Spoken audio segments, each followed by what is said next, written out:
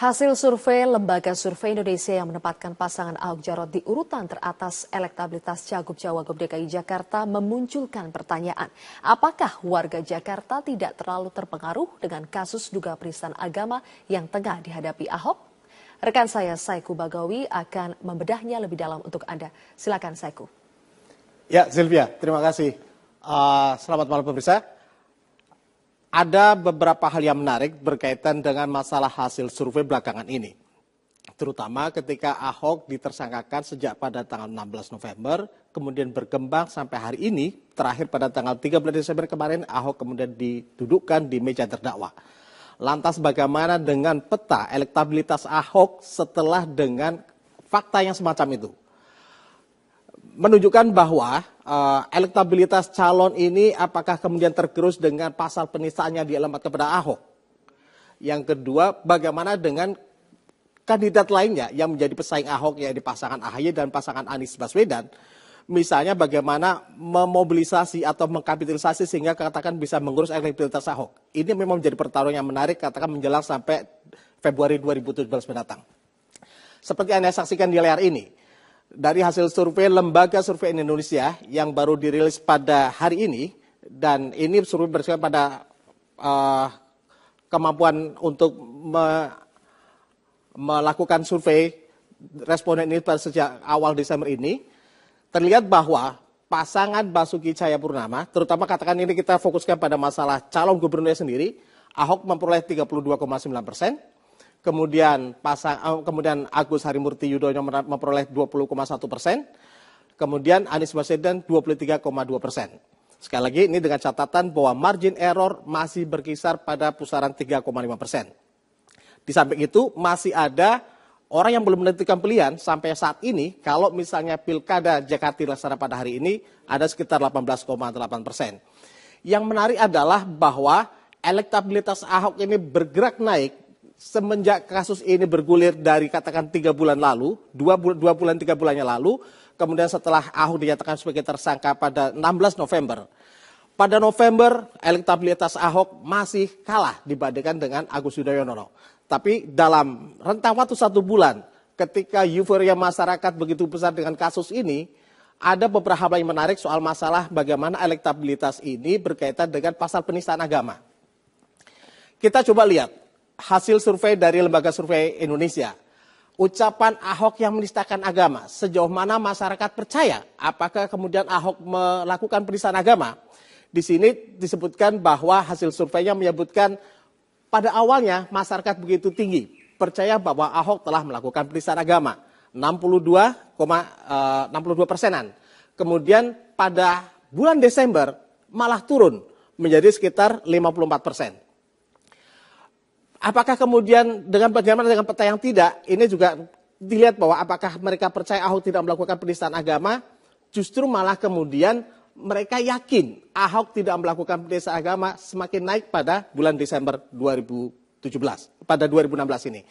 Survei ini bermaksud memang secara proporsional, kredibel, mengambil sampel sekitar 800 responden di Jakarta. Kita lihat pada grafik berikutnya. Di sini, pernahkah Anda menonton video rekaman Ahok yang pernah diunggah oleh katakan Pemprov DKI Jakarta pada tanggal 27 September 2016 lalu? Pada awalnya, pada bulan November, masyarakat cukup rendah. Tidak terlalu antusias untuk menyaksikan video yang menjadi heboh, yang kemudian menjadi viral, yang kemudian menjadi perbincangan, dan kemudian mengantarkan Ahok ke kursi terdakwa pada tanggal 13 Desember lalu. Di sini terlihat bahwa kemudian masyarakat penasaran dalam tanda petik untuk bisa mengklarifikasi sejauh mana kebenaran dari video itu. Apakah betul-betul video itu Ahok melakukan penistaan atau kemudian ada semacam stigma tertentu. Di sini terlihat bahwa kemudian hasilnya masyarakat telah menyaksikan hasil video yang diunggah oleh Pemprov DKI Jakarta maupun kemudian video yang kemudian sudah dicuplik oleh katakan Buniyani yang kemudian menjadi viral belakangan ini. Kemudian ada lagi soal hasil rekaman video berikutnya, soal masalah apakah kemudian pengadilan Kita lihat berikutnya. Masalah Ahok meminta maaf. Apakah kemudian yakin dengan berkali-kali Ahok di Lembang di beberapa kesempatan meminta maaf secara terus terang, baik melalui media maupun media elektronik maupun melalui katakan Twitternya, masyarakat akhirnya lebih banyak memilih bahwa apa yang dilakukan Ahok dengan meminta maaf itu dilakukan secara tulus pada November dibandingkan dengan Desember justru semakin naik. Kemudian pada grafik berikutnya lagi, percaya pengadilan. Ini menarik sekali. Apakah kemudian masyarakat percaya apapun hasil keputusan sidang Ahok nantinya? Apakah kemudian Ahok dihukum bersalah atau tidak bersalah? 79% masyarakat Jakarta khususnya percaya apapun yang akan diputuskan oleh pengadilan. Artinya apa yang akan dilakukan oleh pengadilan negeri Jakarta Utara memutus tentang perkara Ahok ini, mereka melihat bahwa pengadilan negeri Jakarta Utara akan bersikap fair secara objektif. Ini sangat menarik, Sylvia. Jadi bagaimana kemudian ini bisa menjadi perbincangan diskursus yang menarik katakan belakangan ini sampai karena kemudian Ahok didudukkan di penjara terdakwa ini. Menerima hasil keputusan pengadilan bahwa apapun hasilnya Ahok misalnya 71% di sini masyarakat yakin akan percaya apapun hasil pengadilannya. Kemudian hanya ada 6% masyarakat mempertanyakan kalau misalnya Ahok diputus bersalah, apakah kemudian mereka percaya? Yang 14% ini menyebutkan bahwa mereka tidak begitu percaya kalau kemudian Ahok dinyatakan tidak bersalah.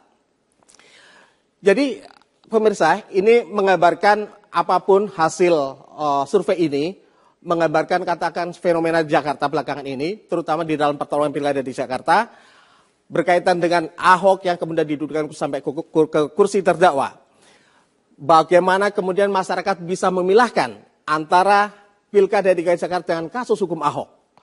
Ini juga bisa mencerminkan bagaimana kita sebagai masyarakat Jakarta dan warga Indonesia khususnya bisa menerima secara objektif apapun hasil pengadilan nanti. Demikian, Sylvia. Terima kasih Saiku Bagowi atas pemaparan Anda. Survei terbaru dari Lembaga Survei Indonesia menunjukkan elektabilitas pasangan Cagup Cawagup Petahana DKI Jakarta Basuki Cahayapurnama dan Jarod Saiful Hidayat meningkat dan mengungguli dua pasangan kandidat lainnya. Sementara elektabilitas pasangan Agus Harimurti, Silviana Murni sedikit turun dan Anies Baswedan dan Sandiaga Uno stabil. Dari survei yang dilakukan LSI bulan Desember 2016 pada 800 responden dengan metode multi-stage random sampling dan margin of error sekitar 3,5%, menunjukkan hasil elektabilitas Ahok Jarot naik 5,6% dari hasil survei bulan November 2016. Pasangan calon gubernur dan wakil gubernur Ahok Jarot ternyata dipilih 31,8% responden, mengungguli dua kandidat lainnya. Sementara di urutan kedua, pasangan Agus Silvi memperoleh 26,5% suara responden dan terpaut tipis dengan pasangan calon gubernur Anies Sandi dengan dukungan sebesar 23,9%. Sedangkan responden yang tidak menjawab atau masih merahasiakan pilihannya sebesar 17,8%.